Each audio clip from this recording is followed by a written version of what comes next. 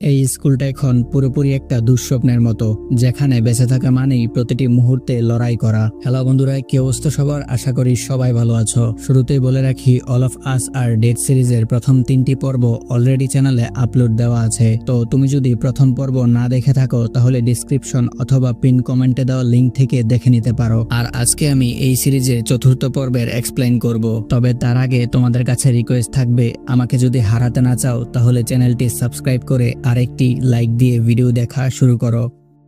Episode 4 এর শুরুতে আমরা দেখতে পাই মিস পার্ক এবং জিয়ংসুকে হারিয়ে সবাই মন খারাপ করে বসে আছে। আর তাদের এইটা ভেবে খারাপ লাগছিল যে মিস পার্ক তাদেরকে ভুল বুঝে নায়নের সাথে চলে গিয়েছে। তখন সেখানে থাকা তাদেরই এক বন্ধু বলে এখানে ওদের কোনো দোষ ছিল না, নায়নের কারণেই জিয়ংসু জম্বি হয়েছে। আবার নায়ন নিজে থেকেই এই রুম থেকে বের হয়েছে, আর তাকে বাঁচাতেই মিস পার্কও নায়নের সাথে গিয়েছে। এসব ভাবতে ভাবতেই রাত হয়ে যায়। তারা মনে করেছিল কাল সকালেই হয়তো তাদেরকে উদ্ধার করার জন্য রেস্কিউ টিম চলে আসবে। এই আশায় তারা সেদিনের রাত সেখানেই কাটিয়ে দেয়। এদিকে চিয়ংসানের মা স্কুলে চলে আসে। তখন সে জিয়ংসুকে দেখতে পায় এবং তাকে জিজ্ঞেস করে তার ছেলে চিয়ংসান কোথায়। কিন্তু সে বুঝতে পারেনি জিয়ংসু এখন আর মানুষ নয়, বরং সেও একজন জম্বি। এবার দেখা যায় মুহূর্তেই চিয়ংসানের মায়ের উপর জিয়ংসু এবং বাকি সমস্ত জম্বিরা ঝাঁপিয়ে পড়ে। এর কিছুক্ষণের মধ্যেই চিয়ংসানের মা জম্বিতে পরিণত হয়। অন্যদিকে আমরা স্কুলের বকাটে ছেলে গুইনামকে দেখতে পাই, যে সমস্ত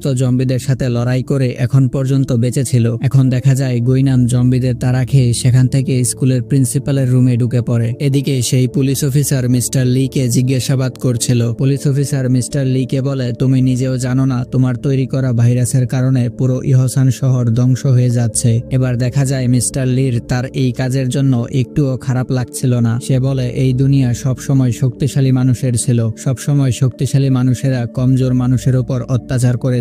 তখন কেউ প্রতিবাদ করতে আসেনি। তার ছেলের বেলায়ও এমনটাই হয়েছিল, সবাই ক্ষমতাশীল মানুষের সাপোর্ট করেছে। আর এখনো তার তৈরি করা ভাইরাসের কারণে ক্ষমতাশীল জম্বিরা কমজোর মানুষের উপর অত্যাচার করছে। মানুষ আগে থেকেই জম্বিদের মতোই ছিল, মানুষকে মানুষের মতো করে তোলার কোনো উপায় ছিল না। তাই আমি ভাইরাস বানিয়ে তাদেরকে সবসময়ের জন্য নির্দয়, মায়া মমতা মনসত্বহীন জম্বি বানিয়েছি। তখন পুলিশ অফিসার বলে, সব মানুষ একরকম হয় না, কয়েকজন মানুষের ভুলের শাস্তি সবাইকে দেওয়া যায় না। এরপর পুলিশ অফিসার তাকে জিজ্ঞেস করে এই ভাইরাসের কোনো চিকিৎসা বা অ্যান্টিডোট আছে কিনা। তখন মিস্টার লি বলেন এই ভাইরাসের কোনো চিকিৎসা বা অ্যান্টিডোট নেই। কিন্তু পরবর্তীতে বাহিরের অবস্থা দেখার পর মিস্টার লি তার ভুল বুঝতে পারে। তখন সে পুলিশ অফিসারকে বলে ইহসান স্কুলের সায়েন্স ল্যাবে একটা কম্পিউটার আছে, সেই কম্পিউটারে এই ভাইরাস সম্পর্কিত সমস্ত তথ্য এবং চিকিৎসা সম্পর্কে বলা আছে। এই বলে সে তার নিজের জীবন দিয়ে পুলিশ অফিসারকে সেখান থেকে চলে যেতে বলেন। এবার দেখা যায় পুলিশ অফিসার নিজের সাথে আরো একজনকে নিয়ে স্কুলের দিকে যেতে শুরু করেন। অন্যদিকে আমরা শহরের এমএলএ এবং অঞ্জুর বাবা মিস্টার সোজুকে দেখতে পাই। তখন মিস্টার সোজু জানতে পারে কিছুক্ষণের মধ্যেই তারা যে বিল্ডিং এ ছিল ওই বিল্ডিং এর ছাদে হেলিকপ্টার আসবে তাদের উদ্ধার করতে। তবে হেলিকপ্টার আসার আগেই তাদেরকে ছাদে অবস্থান করতে হবে, তাই তারা সবাই ছাদে যাওয়ার প্রস্তুতি নেয়। এবার দেখা যায় মিস্টার সোজু পিছন থেকে পানির পাইপ দিয়ে জম্বিদের সাথে লড়াই করছে। ততক্ষণে বাকি সবাই বিল্ডিং এর ছাদে অবস্থান করে। এরপর মিস্টার সোজু নিজেও ছাদে চলে আসেন। এর কিছুক্ষণের মধ্যেই হেলিকপ্টার আসে তাদেরকে উদ্ধার করতে। এদিকে চিয়ংসান এবং বাকি সমস্ত স্টুডেন্ট এখন পর্যন্ত রেস্কিউ টিমের অপেক্ষায় ছিল। তখন নামরা বলে আমরা আর বেশিক্ষণ টিকে থাকতে পারবো না। সে বলে একজন মানুষ অক্সিজেন ছাড়া 3 মিনিট, পানি ছাড়া 3 দিন এবং খাবার ছাড়া 21 দিন বেঁচে থাকতে পারে। সে আরো বলে এভাবে রেস্কিউ টিমের অপেক্ষা করতে থাকলে আমরা কেউ বেঁচে থাকতে পারবো না। তখন চিয়ংসান বলে এখন আমাদের কিছু করার আগে বাইরের পরিস্থিতি সম্পর্কে জানতে হবে, আর এই মুহূর্তে পুরো শহরের পরিস্থিতি বোঝার জন্য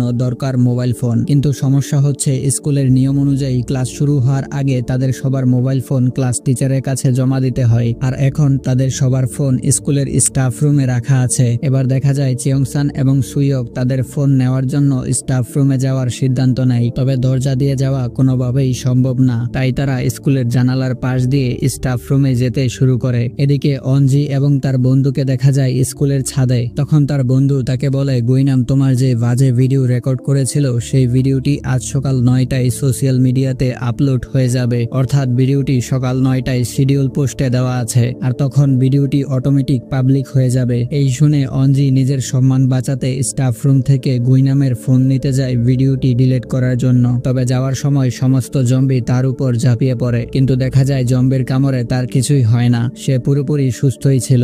বাকিদের মতো তার শরীরে জম্বিদের কোনো লক্ষণ দেখা যায় না। এখান থেকে জানা যায় এই ভাইরাসটি পৃথিবীর কিছু সংখ্যক মানুষের উপর অন্যরকম ভাবে কাজ করবে। তাদের শরীরে ভাইরাস ঢোকার পরেও তাদেরকে দেখে বোঝা যাবে না সে আসলে একজন জম্বি, তবে ভিতর থেকে একজন জম্বির যেরকম শক্তি থাকে সেই একই শক্তি তাদেরও থাকবে। এবার দেখা যায় অঞ্জির শরীরে এই ভিন্ন রকমের ভাইরাস ঢোকার পর তাকে বাকি জম্বিরা কিছুই করছে না, অর্থাৎ অঞ্জি এখন থেকে অর্ধেক জম্বি আর অর্ধেক মানুষ। এরপর সে সেখান থেকে স্টাফ রুমে যায় গুইনামের ফোন নিতে, কিন্তু সে জানতো না এতগুলো ফোনের মধ্যে কোনটি গুইনামের ফোন। তাই সে নিজের সামনে থাকা সমস্ত ফোন এক এক করে ভাঙতে শুরু করে। তখনই সেখানে চিয়ংসান এবং সুইওক আসে ফোন নেওয়ার জন্য, কিন্তু চিয়ংসান যখন কোনো রকমে একটা ফোন হাতে নেয় তখনই সেখানে থাকা অঞ্জি আর বাকি সমস্ত জম্বিরা তাদেরকে মারতে আসে, যার কারণে সেখান থেকে সুইওক বের হয়ে নিজের বন্ধুদের কাছে ফিরে আসতে পারলেও চিয়ংসান আলাদা হয়ে প্রিন্সিপালের রুমে চলে যায়। তখন সে দেখতে পায় গুইনাম প্রিন্সিপালের হাত পা বেঁধে তাকে মারার চেষ্টা করছে। আসলে কিছুক্ষণ আগে প্রিন্সিপালের সাথে গুইনামের ঝগড়া হয়, যার কারণে গুইনাম এখন প্রিন্সিপালকে মারার চেষ্টা করছিল। এবার দেখা যায় চিয়ংসান ফোন বের করে সবকিছু রেকর্ড করতে শুরু করে। তবে গুইনাম নিজেকে স্কুলের সবার থেকে বেশি শক্তিশালী মনে করত, সে চাইতো স্কুলের সবাই তাকে ভয় পাক। আর এখন গুইনাম চিয়ংসানকে ভয় দেখানোর জন্য প্রিন্সিপালকেই মেরে ফেলে, আর এই সবকিছু চিয়ংসানের ফোনের রেকর্ড হয়ে যায়। আর এখন সে চিয়ংসানের ফোন নেওয়ার জন্য তাকেও মারতে আসে। তখন চিয়ংসান কোনো রকমে নিজেকে বাঁচিয়ে ওই রুম থেকে বের হয়ে যায়, কিন্তু পিছন থেকে গুইনাম তার হাতে থাকা ছুরি চিয়ংসানের দিকে ছুঁড়ে মারে, যেটা চিয়ংসানের পিঠে গিয়ে আঘাত করে। আর এখানেই এপিসোড 4 শেষ হয়ে যায়। তো এই ছিল আজকের এক্সপ্লেইন ভিডিও। এক্সপ্লেইনটি ভালো লাগলে লাইক করতে পারো, চ্যানেলে নতুন হলে সাবস্ক্রাইব করতে পারো, আর চিয়ংসান পরবর্তী পর্বে বেঁচে থাকবে কিনা তা কমেন্টে জানাতে পারো। ফিরে আসবো All of Us Are Dead সিরিজের 5ম পর্বের এক্সপ্লেইন নিয়ে। ততক্ষণ পর্যন্ত স্টে ওয়েল, স্টে হেলদি।